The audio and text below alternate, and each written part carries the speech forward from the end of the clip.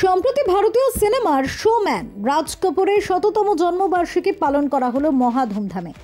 যৌথভাবে অনুষ্ঠানটির আয়োজন করেছিলেন মিউজিক লাভার্স অ্যাসোসিয়েশন এবং ফ্রেন্ডস অব ভবানীপুর। গঙ্গাবক্ষে একটি ভেসেলে বসেছিল মূল অনুষ্ঠানের আসর। রাজ কাপুরের সিনেমার গান এবং নৃত্যের মাধ্যমে স্মরণ করা হয় ভারতীয় সিনেমার শোম্যানকে।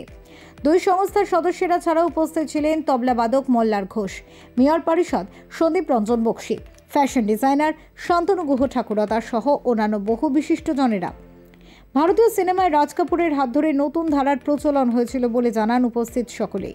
অনুষ্ঠানের মূল উদ্যোক্তা শুভঙ্কর রায়চৌধুরীর এই উদ্যোগকে সাধুবাদ জানিয়েছেন সকলে।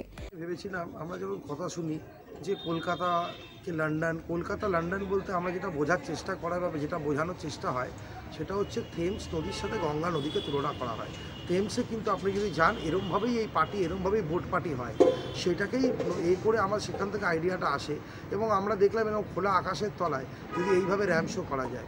আর সত্যিই খুব নস্টালজিক হয়ে পড়েছিলাম যখন ডাম ডাম ডিগা ডিগা হচ্ছে বা আপনার কি আইকনিক সংগুনও হচ্ছে, মেরা জুতা হে জাপানি হচ্ছে, তখন ওপরে ঠিক দেখতে পাচ্ছি যখন মাথার ওপর তাকাচ্ছি হাওড়া ব্রিজের সেই লোহার বিটগুলো।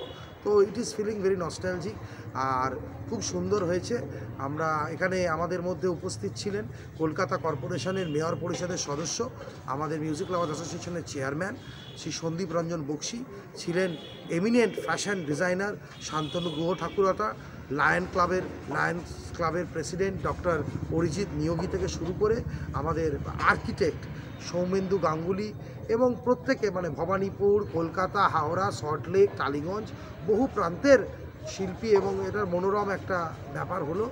আমরা এটাকেই তুলে ধরতে চাই যে আগামী দিনে আসুন আমরাও এরকম ছোট ছোট করে আমরা দেখি কোনো জায়গায় পারমিশন নিতে গেলে এখানে পারমিশন নিতে গেলে অসুবিধা, ওখানে পারমিশন নিতে গেলে অসুবিধা। তো স্থলে থেকে সরে এসে যদি জলে প্রোগ্রাম করা যায়, জলে যে গানও হতে পারে সেটাই তুলে ধরা যায়। এবং রাজ কাপুরের আবার সর্বশেষে বলি, রাজ কাপুরের সেই গানটা আজকের দিনে বারবার মনে পড়ছে, हम उस देश का वासी है जिस देश में गंगा बहती है। তো সেটা বোধহয় সত্যি আজকে বোধহয় উনি বেঁচে থাকলে সবচেয়ে খুশি হতেন যে আজকে এটা সার্থকতা লাভ করলো। সত্যি জিস দেশ মে গঙ্গা বহতি है वहाँ पे राज कपूर का गाना भी होता है। আজকে আমার মনে হয় নিজের নামটা সত্যি জাস্টিফাইড করলো, নামটা ধন্য লাগলো। আমার নামও রাজ এবং যাকে সেলিব্রেট করার জন্য আমরা আজকে এসেছি তিনি হলেন আমাদের মধ্যে থাকা লিজেন্ডারি লিগাসি বলতে পারি, লিভিং লিগাসি রাজ কাপুর সাহাব, যিনি না থাকলে আজকে বলিউডের ফিল্ম জনারটাই তৈরি হতো না। আমরা বলি শোম্যান, যেটা শুভঙ্কর বললো, রাজ কাপুর সাহাব হচ্ছেন শোম্যান। কিন্তু আমি এটা বলি ওনার আরেকটা দিকও আছে, উনি অ্যাজ আ পেন্টার একজন এত ভালো আর্টিস্ট ছিলেন, উনি ক্যানভাস তৈরি করতেন। নারী চরিত্রকে যেভাবে উনি ডেভেলপ করেছেন বলিউডের ফিল্মি ক্যানভাসে, আজ অবধি কোনো ডিরেক্টরের সেটা হয়ে ওঠেনি। এবং মানুষদের শেখা উচিত যে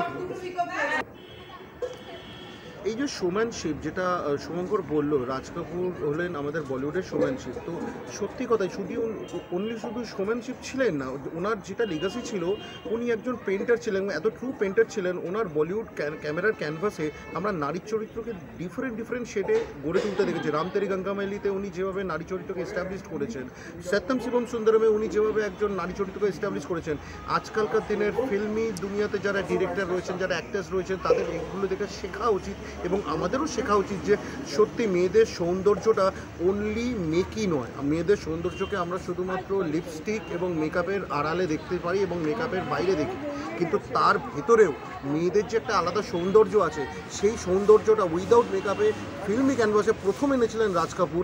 এবং তিনি দেখিয়েছিলেন একজন বদসুরত মানুষ, একজন বদসুরত মহিলা সত্যম শিবম সুন্দরমে কীভাবে তারও একটা মন থাকে, সেই মনটাকেও কীভাবে মানুষের হৃদয় জয় করতে পারে, কীভাবে তার জার্নিটা হয়। তো এটা অনেক বড় পাওনা আমরা রাজ কাপুর সাহেবের কাছে সেলিব্রেট করছি গঙ্গার ঘাটে, এবং তার জন্য পুরো কৃতিত্ব হচ্ছে আমাদের মিউজিক অ্যাসোসিয়েশন বেঙ্গলের এবং শুভঙ্কর, যার কর্ণধার। এই ইনিশিয়েটিভটা ও নিয়েছে এবং এরকম অনেক অভিনব ইনিশিয়েটিভ এর আগেও শুভঙ্কর নিয়েছে, ভবিষ্যতেও নেবে। শুধুমাত্র রাজ কাপুর কেন, ওনার নেক্সট জেনারেশন ঋষি কাপুর, রণধীর কাপুর, শশী কাপুর, এনাদের সমস্ত জেনারেশনগুলোকে নিয়ে, ইভেন অমিতাভ বচ্চন সাহেব, কিশোর কুমার, যত আমাদের লিজেন্ডারি যত সিঙ্গার্স অ্যাক্টার্সরা রয়েছেন, তাদেরকে নিয়ে আমরা একটা সেলিব্রেশন করার মধ্যে রয়েছি। তার কারণ হচ্ছে আমরা মিউজিক অ্যাসোসিয়েশন অফ বেঙ্গলের মানুষ, আমরা মিউজিক লাভার্স মানে মিউজিক হচ্ছে আমাদের প্রাণ। তো সিঙ্গার্স এবং অ্যাক্টার্সদেরকে ইমিটেট করার চেষ্টা করি, আমি জানি না কতটা পারি, কিন্তু যদি রাজ কাপুর সাহেবের পছন্দের সিনেমা বলো বা গান বলো, আমি কিন্তু আলাদা করে ডিফারেন্সিয়েট করতে পারবো না, বিকজ ওনার প্রত্যেকটা সিনেমার মধ্যেই আলাদা আলাদা মেকিং রয়েছে, আলাদা আলাদা টাচ রয়েছে। তবে যে গানটা আমি দু লাইন শোনাতে পারি আপনাদেরকে, मैं शायर तो नहीं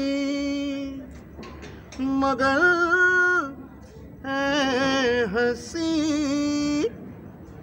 जब से देखा मैंने तुझको मुझको शायरी आ गई। প্রথমত তো আমি তোমাদের ধন্যবাদ জানাই, আমার মতো একটা সুবর্ণ শিল্পী এখন সাক্ষাৎকার নিচ্ছ, চ্যানেল 10কে আমার অনেক অনেক ধন্যবাদ। আর যে সমস্ত যে মানুষটার সম্বন্ধে আজকে অনুষ্ঠান হলো, বা শুভঙ্কর রাজ, এবার মিউজিক লাভার্স অ্যাসোসিয়েশনের পক্ষ থেকে যেটা আগে আয়োজন হয়েছে গঙ্গাবক্ষে, আমাকে নিমন্ত্রিত করা হয়েছে, খুব খুশি হয়েছি। আর বিশেষ করে আজ আমার এই শরীর খারাপের পর এরকম একটা জায়গায় এসে আমার মনে আমি অনেকটা বুস্ট আপ হয়েছি, অনেকটা অক্সিডাইজ হয়েছি যাকে বলে, মানে অক্সিজেন পেলে মানুষের আমার মনে একটা অক্সিজেন কী বলবো, যদি অনেকটা খুশি হয়েছি। রাজ কাপুর সম্বন্ধে পছন্দের অগণিত আছে, কাউন্টলেস। সে শুরু থেকে উনি 420 থেকে শুরু করে ওনার নিয়ে ডিরেকশান হেনা বলুন, রামচন্দ্র গঙ্গা মালিক বলুন, বা সত্যম সুন্দর বলুন, এগুলো সব শেষ পর্যায়ে ডিরেকশানে উনি করে গেছেন এগুলো। আর অভিনয় করে গেছে সে 50 দশকের শিল্পী উনি, সেই 420 থেকে আনাড়ি থেকে শুরু করে আজকের এই ব্যুরো রিপোর্ট, চ্যানেল 10।